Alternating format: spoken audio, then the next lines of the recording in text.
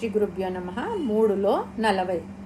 ఓం ఇంద్రియాణి మనోబుద్ధి రస్యాధిష్టానముచ్యతే ఏతైర్విమోహయత్తేష జ్ఞానం ఆవృత్య దేహినం.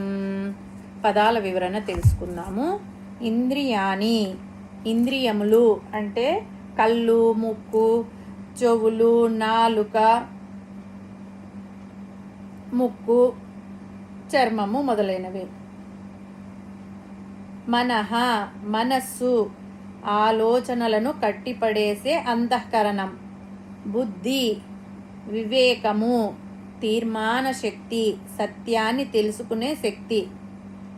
అస్య అంటే ఈ కోరిక యొక్క. అధిష్టానం, నివాస స్థానం. ఉచ్యతే అని చెప్పబడింది. ఏతై వీటి ద్వారా. విమోహయతి మాయలో పడవేస్తుంది, గందరగోళం చేస్తుంది.